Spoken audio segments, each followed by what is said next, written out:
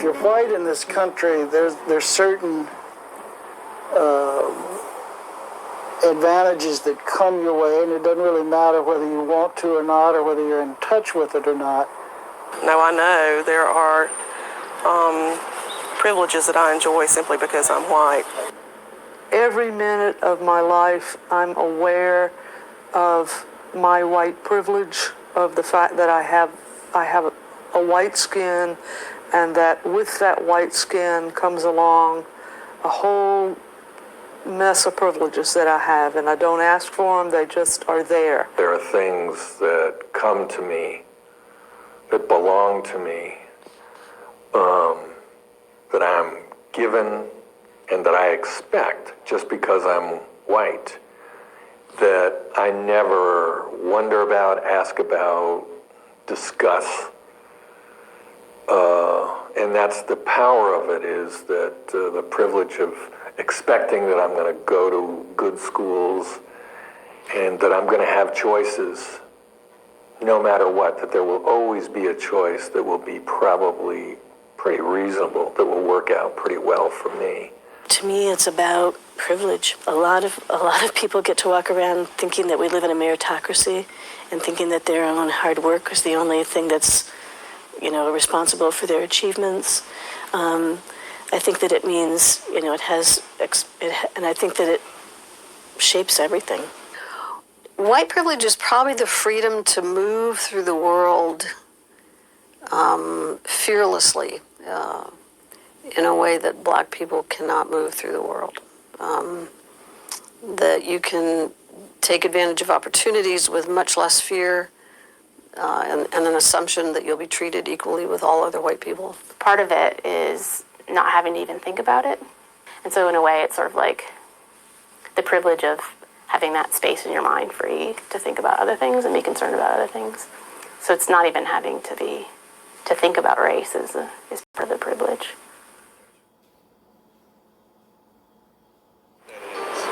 White privilege is being able to walk into a department store and not be followed by the detective. A friend of mine who's Asian American, she was very unfairly treated at a department store. She was at a cosmetics counter, and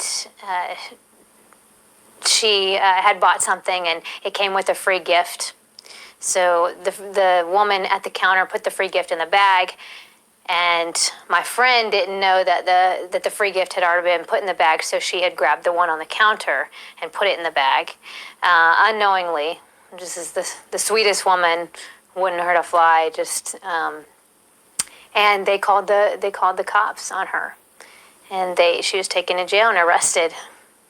I put myself in the same position that she was at, and I know there's no way I would have been arrested. I know I would not have been arrested. It's the assumption that when you go to buy a car that you're going to have the money. Well, it's the assumption that when you go into a real estate office looking for a place to rent, unless you wear raggedy clothes, it's that you're going to want to go into this nice neighborhood. You basically get to say what you want to, be any way you want to. You get privilege. You don't have to work as hard. You can slack off in jobs and still get promoted and still not have to worry about somebody coming after you. So whiteness to me is about privilege and access to information systems and people and power that you didn't earn. I went through a time where I was poor and I had to take care of my father, and I worked with about 100 African American men, and I was the only white male on the shop floor, and I was really horrible at this job. It was a metal grinder. I'd grind too much of it. I'd make big indentations. I was constantly messing up, and I was sure I was going to get fired. It was just a matter of time. And about 6 months into the job, the boss and a few of the managers come over. They're all white men, and I thought, this is it. This is the day I'm getting fired. And they came over and told me that they've had their eye on me and they think that I'm management material. I said, what? And they said, yeah, you stick around for a while, and we think you've got potential to be a manager here.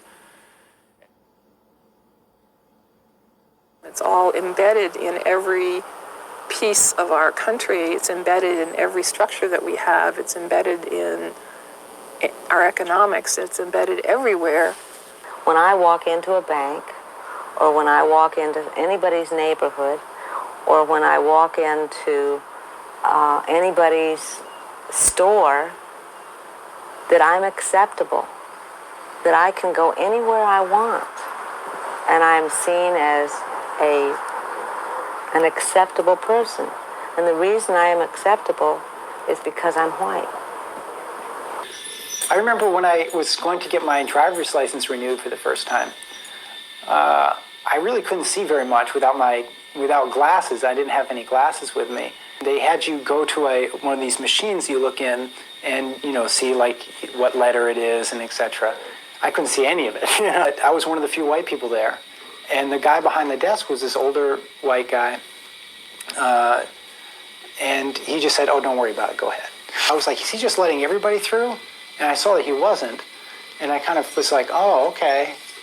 It's the ability to walk into the bank in Savannah when we were ready to build our house and borrow $100,000, and neither one of us were working.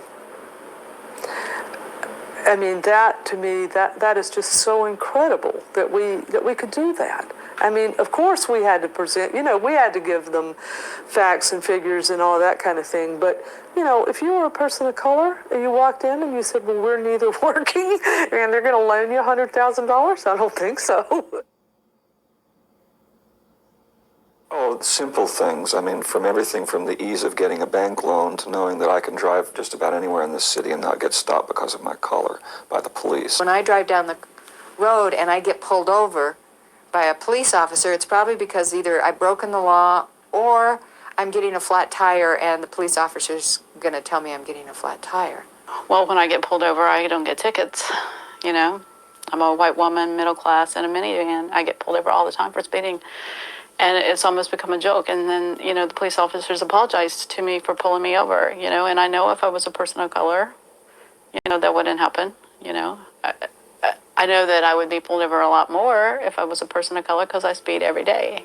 And so I get stopped, they look at my license, and then they let me go, I've experienced whiteness on the 3 occasions that I've been pulled over by law enforcement driving a car. One time I ran a red light, it was turning red, right? Another time I was speeding, another time I had a headlight out. And every single time I got off with a warning. I never got a ticket for any of those things. It was privilege and whiteness, therefore, that helped get me off. And I think for the average person, it would be whiteness that would allow me not to even have to think about why. I could get away and thinking, oh, I sweet-talked my way out of that. I did, but I was aided by the fact that I'm white. They're not going to do a body check on me. They're not going to rip my car apart looking for a reason to haul me in. I'm not profiled. That's white privilege. Basically, when I go to city council or county commission, I expect my representatives to take me seriously. And they do, for the most part, because they know that they have to be more accountable to the white community because the white community has more power and money and can vote them out of office. We as white people have a sense of what our rights are, that we have the right to, live well, live safely, have health care and police that respond to us, have city officials that pay attention to us, have, the needs of our community, be able to have those met. And I think that if you talk to people of color or look at communities of color, that does not exist for people. That idea of those rights. The more I know, the more it's like, I've really got to talk about privilege here, Even though, I faced a lot of shit in my life. I really had all this stuff happen, but I still had whiteness in a way that's given me all this stuff. And it's all these things which not only give you privilege in the sense of stuff and access to stuff, but also it validates who you are. So you have this feeling that, I'm important, I'm worthwhile, that other people don't have. They have to get it somewhere else. They might get it from their family or what have you, but I may get it from everyone, with few exceptions. think that one of the key things to understand about racism is, like Malcolm X said, racism is like a Cadillac. There's a new model every year, and it's racism is a dynamic social construction, so it's always changing, it's always mutating. So people that say, well, there's no racism anymore, they're referring to racism as it existed in 1950 or 1920 or 1910. Racism permeates every aspect of our society, and it's made it, a world that we live in that's very unequal. It isn't what you personally did or did not do. And I think that's such a hard leap for white people to make, is like, it isn't something that I personally did, but it's something I personally have to work against. It ain't just a matter of who I am as a person or what I think or feel about other people. I think there's a hierarchy in our country that's based very clearly on skin color and on people's perceptions of what race you're in. And white are at the top and black are at the bottom, and Asian and Native American and people of sort of light brown hue are in the middle, and Latinos are down, and then blacks are at the bottom. Racism is not simply about how we get along on an individual level, but it has to do with who has institutional and social power. White people have the political and social power in our society, and that is a given. And if you look at if you pick apart social and political situations, you can see that very clearly. I think it's quite obvious. Whites get privilege and experience the advantage of being in a system that thinks white is better than folk of color, and so there's all this unearned advantage that's going on all the time. Particularly in a society like the United States, it's hard to confront racism unless you understand how, if you're racialized as white, you benefit from racism. Just because I am white and have these privileges, I participate in a racist system. And that doesn't it's not my fault, I can't help it, I'm born to it, and that's what being white means. I do think and assume that white privilege is in fact the kind of racism that you can't avoid. All I got to do is sit down and close my eyes, and things are going to just move forward in white interests. And there's a way in which I'm complicit. I collude. I don't say anything. I don't do anything to stop it or challenge it. And in that way, I really do think that's how racism works, and that's a way in which I'm racist. And the difference now is that I don't try and prove to anyone else or even to myself that I'm not racist. I sort of assume that, know that, and get on with doing anti-racist work as best I can.